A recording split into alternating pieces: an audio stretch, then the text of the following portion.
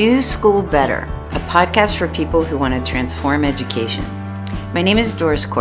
In this season, I discuss the core principles of my educational philosophy with Tim Desmond and Allison Tanker, my co-teachers from Hawken School's Entrepreneurial Studies program.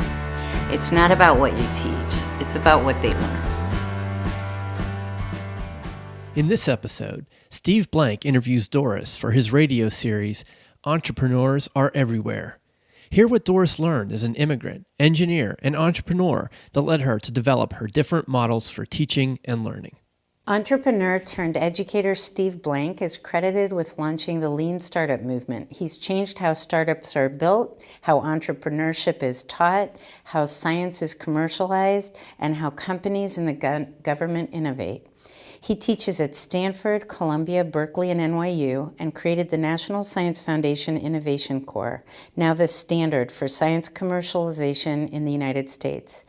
His Hacking for Defense class at Stanford is revolutionizing how the U.S. defense and intelligence community can deploy innovation with speed and urgency. You're listening to Entrepreneurs Are Everywhere on Business Radio, powered by the Wharton School, Sirius XM 111. Here again is Steve Blank. I'm Steve Blank, and you're listening to Entrepreneurs Are Everywhere on Sirius XM's Business Radio 111, powered by the Wharton School.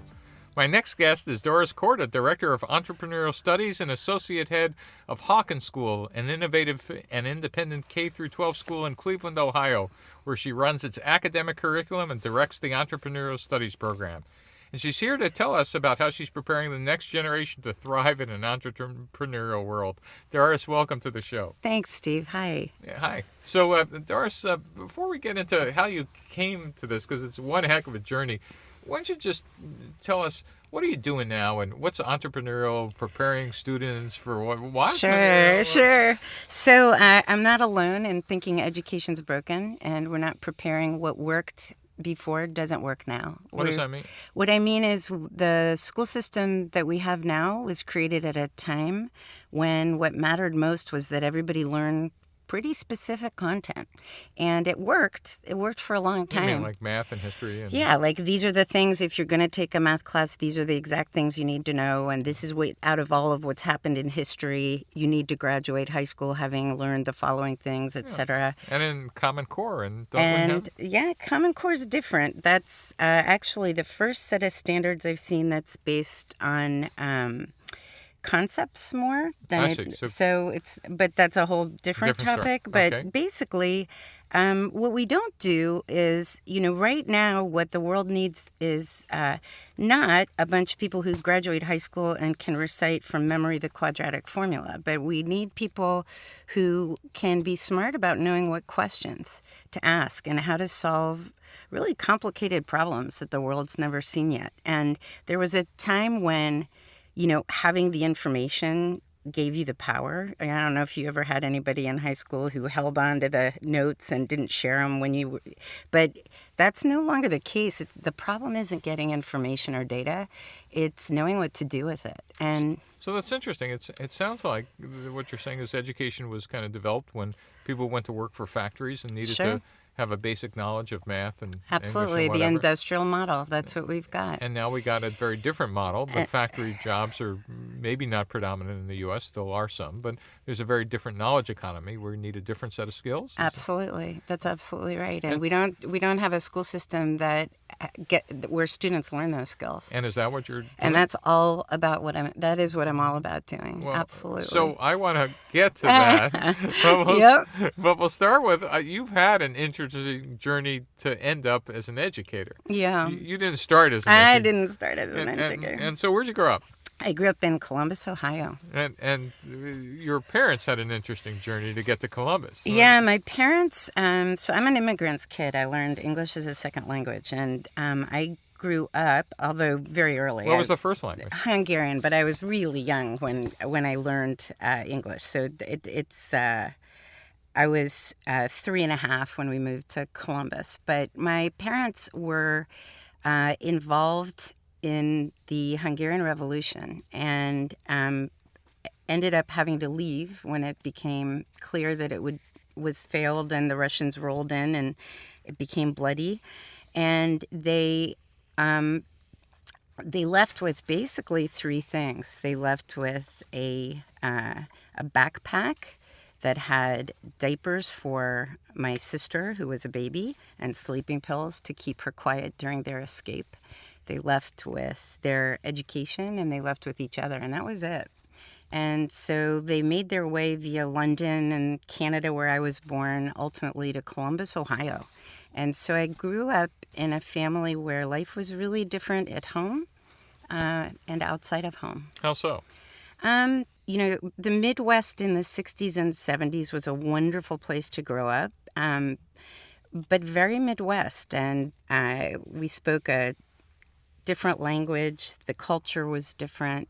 You spoke Hungarian at home? Yeah, we spoke Hungarian at home, and then it, like as you'd imagine, it got to be a mix of English and Hungarian very quickly. And what did your parents do? My father was, both parents were engineers. My father... Your mom as well? Yeah, my mom as well. Wow. In the Midwest in the 60s? Huh? Well, yeah, they ended up having 4 kids, and so she quit being an engineer when my baby sister was born. But she was an engineer at a time when there weren't a lot of female engineers. Was she a role model? She was absolutely a role model. And so in high school, did you know you wanted to be an engineer? Or Absolutely not. No. Mm-hmm. I had a bunch of different things I wanted to be. By the time I graduated, my class it wrote this thing, and I was going to be the next Secretary of State, and I thought, well, that's a good idea. I like that. And so where'd you go to college, and what you end up majoring in? Well, I started at Northwestern, actually, and studying journalism. But Great school for that. Yeah, but it is a great school for that. But I ended up reluctantly agreeing with my father that I needed to get what he considered a more practical degree. So I switched into engineering. Really? Yeah, and I graduated undergrad from Ohio State with a degree in systems engineering. And why'd you pick Ohio State? My father was teaching there, and I could go for nothing. That's a good hint. He got really tired of the Northwestern bills. No, that was very Midwest values. Yes, too. Exactly. And so you ended up as an engineer. I started as an engineer. I worked at Bell Labs and AT&T. Yep. Oh, so that was your first couple jobs? Yeah. At Bell Labs and AT&T? Yeah. And wasn't this about, well, first of all, what did you do at Bell Labs and AT&T? Well, it was really interesting. And actually, this is complete, just luck of the draw, but it had a pretty profound effect on me. When I started AT&T, I was an engineer, and I joined a group where everybody in the group had come up from the inside. They'd been engineers who'd been promoted up into the group. And what were you doing there? What I was designing systems for very large media companies. Got I was designing. So you're a systems engineer, big systems engineer, very big systems. Lines McGraw-Hill, and NBC, yeah. CBS, ABC, the works. And wasn't this the time AT&T was breaking up? Well, that was what was interesting. So 8 months after I started, there was the breakup. And remind our audience, breakup was AT&T used to be this giant monolith, was the phone company. It was the monopoly. It was the only phone company that existed that you could use. Hard to remember. We had essentially a national phone company. We had a national phone company. And then we broke it up into what were called regional Bell operating companies. Regional Bell operating companies, separately Bell Labs as an R&D arm, AT&T Communications as a separate entity. So this massive, massive organism was broken up into piece parts that had all these rules about not competing with about not sharing, and it was crazy. How did you become an innovator inside of AT&T? What happened? Well, because I wasn't paralyzed. What I did is I looked for ways to take the piece parts that my particular unit was allowed to work with, and I partnered with people all over the company that I was allowed to partner with, and I created solutions. I basically you built new products from built new products that and were you thought as an innovator or crazy or? Well, it was really exciting because they were so desperate for any kind of competitive success, and I was really, really successful. So I ended up at very early age, being promoted, put on the fast track, taken to all these, given awards, all this stuff. And when I look back and I think about how young I was and what they let me do, they were crazy. And so, did you keep doing that, or was there another job inside of AT&T? Well, then I went into, there was a small group formed by actually the chairman of AT&T within Bell Labs to create a product basically from a mathematical breakthrough.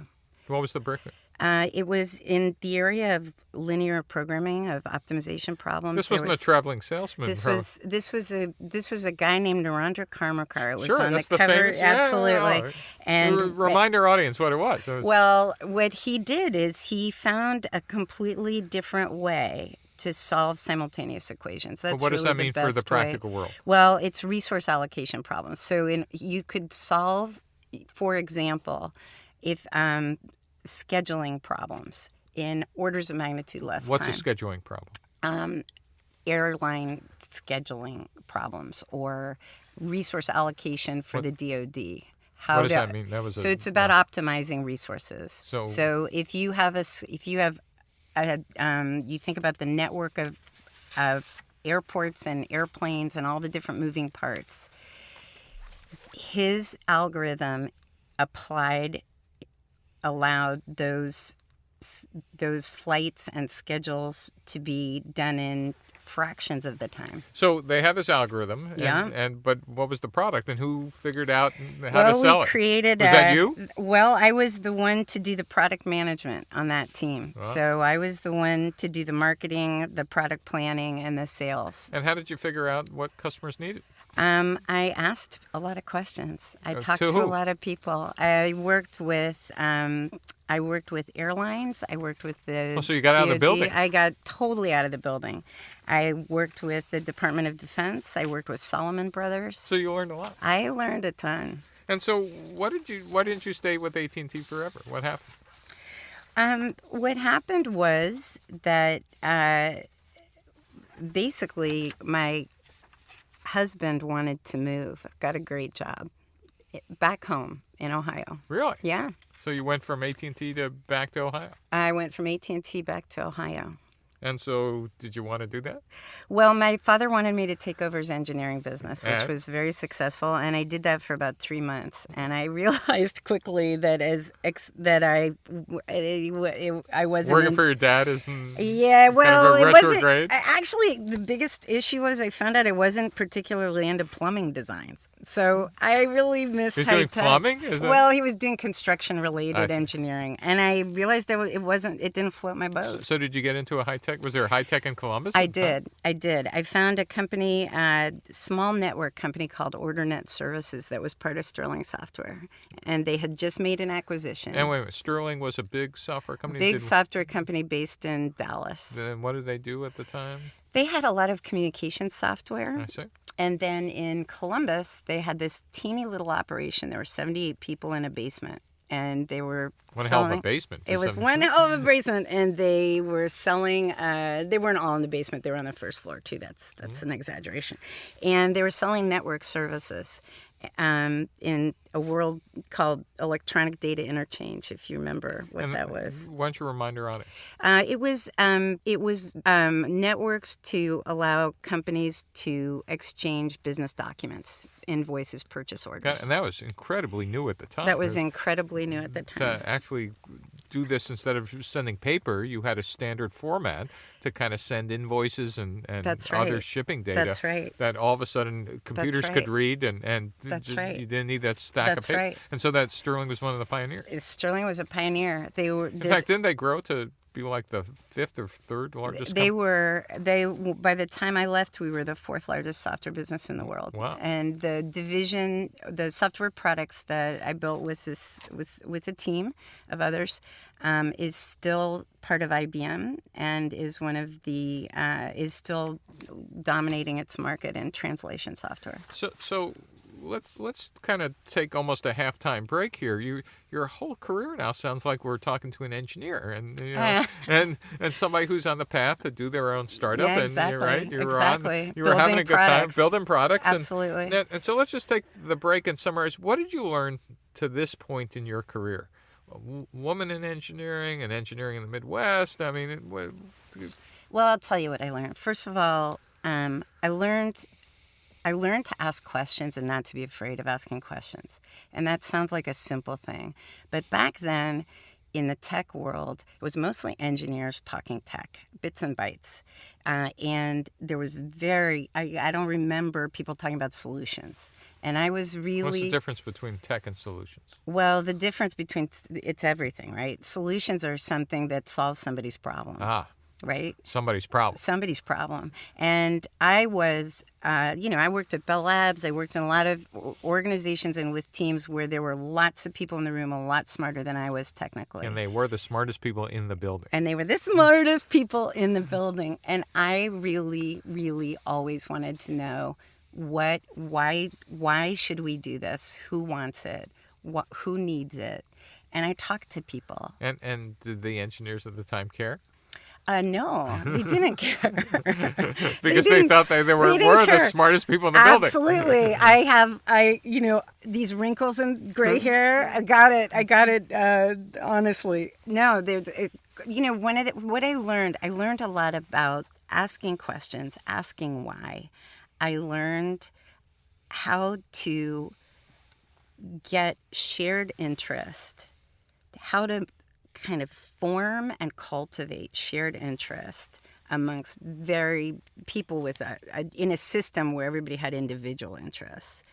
And that sounds like a fancy thing, but it's really just about a lot of relationship building. And did you learn stuff about talking to customers? Or I talk to customers all the time from start to finish. And I learned that and you weren't even in sales. I wasn't in sales. I built sales forces along the way, of course, when I built businesses, but I wasn't in sales. And so that was pretty unique at the time, right? Yeah, but you coined terms that are so brilliant, and they didn't exist at the time. No, they didn't exist at the time, but this notion of an MVP.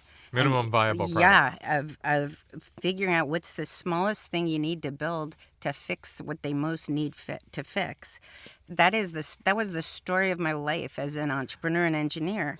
And at Sterling, we were all about keeping those profit margins really high. We had very, very low expenditure on R&D. So a lot of our products, frankly, were based on not so great technology. So I asked a lot of people figuring out what the MVPs were. Yeah. And how about being a woman as an engineer at the time? Any pluses, minuses? Didn't notice? Well, I noticed at spots along the way, but I also, what I learned from my parents, I'm pretty stubborn, and I kind of refused to acknowledge it was an issue, and I operated that way. Got it. And so here we are. You're kind of on a great trajectory to do something wonderful, and all of a sudden you decide not to. Yeah. What happened? What happened was Sterling got really big and really successful as a software company. And I was doing extremely well. I was running a huge organization. I was making a lot of money. And I started realizing that I didn't enjoy my day. We got really big. As I mentioned, we were the 4th largest software business in the world when I left. And I realized I like to build stuff more than run stuff. So I quit. It seemed abrupt to everybody else, but I had been thinking about it for a while. So what did you decide to do? Well, I was consulting for a while, but in the meantime, we had kids, and I had been running and building this big software business, so I'd been totally absent from my daughter's schooling, and I volunteered for everything. And one day, an administrator at my daughter, she was 5, at her school, asked if I would, they'd had a teacher quit in the middle of the year, teaching just one math class. And she asked if I'd try out to teach the one math class. And I thought, sure. And I tried it, and I was hooked. That was it. And you became a teacher? I became a high school math teacher. No way. Yeah, I did. And do you still teach, or now I've been teaching. I've been an educator for 20 years. So I taught math for 14 years. When I started teaching, I was horrified by what we were teaching and how we were teaching it. I spent 14 years building new ways to teach so that students would learn. And you teach this curriculum at Hawken? And I now have an entrepreneurial studies program. But I want to know how you went from math, the math curriculum, to a entrepreneurial curriculum? What happened? Well, when after learning a lot about teaching and learning, I decided I wanted to find a school where I could really build stuff to do school better. And I found a school, Hawken in Cleveland, that is committed to being a laboratory for how creating new educational programs to change education, and I'm there. And so they allowed you to experiment on. They allowed me to experiment. But I was there a month, 4.5 years ago, when the head of school there, Scott Looney, said, "Hey, with your background, do you want to create an entrepreneurial studies class?" And I said, "Yes, I do." Did you know what you wanted to do? Or? Yeah, I did. You did? Yeah, I did. I wanted to create a class where students learned by solving real problems on teams, and I wanted to show how they could learn really hard stuff. You mean instead of reading about entrepreneurship, actually experiencing exactly, it? Well, exactly. That's a breakthrough. It's crazy. I know, crazy talk, right? Yeah. And the fact that they would even have this in a curriculum rather than, gee, why aren't they taking advanced calculus? Exactly. Did you encounter that in school? Oh, hugely. What were some of the barriers in putting an entrepreneur program in place? Well, so we wanted to create a class that was this radical, weird class where showing that students could learn skills like we're talking about creative problem solving, collaboration, all that stuff. And it's a class that gets academic credit in a high school. So you're immediately taking on political, What kind of political problems do you have? Well, you're talking about a class that gets honors English credit in an independent high school college prep. You're talking about a class that students take instead of their AP Bio class. So, and it's very different. You mean it's like an opportunity cost? There's an opportunity cost. Either If take a student this or takes this class, they're not taking other things. And so they don't get the college advanced placement. So That's if I'm a right. parent, I'm going, what the heck is this stuff? What the heck is this? If you're college counseling, hey, Steve, you've got great grades, you've got a great track record, you could get into Stanford if you're a good student. Don't take that because then you won't. Don't take the entrepreneurship. Yeah, don't take the entrepreneurship because that's 2 fewer AP classes that you'd be taking. So in the early couple years, we had a tough time, and then what happened was the students came out of this transformed, and so you did find some guinea pig students. We did find some guinea pig students, and the early on students were not the strongest students in the high school, by a long shot, and they came out of this blowing school away. I mean, we had kids who were amongst the lowest GPAs in the high school coming in, who came out and got into NYU Stern School, who created portfolios of things they showed to college admissions offices and got into schools they had no business GPA-wise getting into. And so I assume now the school and parents are believers. Yeah, they're really believers. Yeah, it's really great. So let's talk a bit. What is the curriculum? What is the? So I find real businesses with real and urgent startup problems Around Columbus? Around Cleveland. Who are willing to let a bunch of high school kids work on them. Wow, so for real? For real. So we find... So they get out of the building? They totally get out of the building. And do they learn some... They learn creative problem solving. They learn collaboration because it's all on teams. Teams. Wow, so it's like a startup. It's like a startup. So they're on 4 different teams working on real problems with real deadlines. They learn critical thinking. They read more and write more. You can't imagine how much. They learn quantitative analysis. They learn statistics. Wow. They learn a lot of really hard stuff. Is this a single semester or the whole year? It's a single semester. This version of it that we have now is 3 honors credits, so it's really a luxury. It's 60% of their schedule for that semester, so they have the time to do it. But we've also done it as single courses. So, Doris, that's it's one exciting. heck of a journey, it's isn't fun, it? Yeah, it's really fun. I mean, if I look back in your career, you made a personal impact as an engineer, but as an educator, you're transforming thousands or tens of thousands of students' lives. Well, it's not me alone, that's for sure. But what's exciting is there are a lot of people now who are taking on education as a startup. So, Doris, thank you so much. We've been speaking with Doris Korda, Director of Entrepreneurial Studies and Associate Head of Hawkins School in Cleveland, Ohio. Thanks for joining us on the show today, Doris. Thanks, Steve. You can find out more about Hawkins School at www.doschoolbetter.com or follow Doris on Twitter at Doris Korda. That's Korda with a K, Korda. If you have a question about something you heard on today's show or would like to learn more, email us at businessradio@SiriusXM.com and be sure to follow me at Twitter at @SGBlank. Thanks so much for joining us today. Be sure to listen for another edition of Entrepreneurs Are Everywhere on next Thursday at 4 p.m. Eastern, 1 p.m. Pacific. I'm Steve Blank, and you've been listening to Entrepreneurs Are Everywhere on Business Radio, powered by the Wharton School, Sirius XM 111. Thanks for listening to this episode of Do School Better. We would love to hear from you, so please leave us a comment or a review. And if you're interested in learning more, check out wildfire-education.org.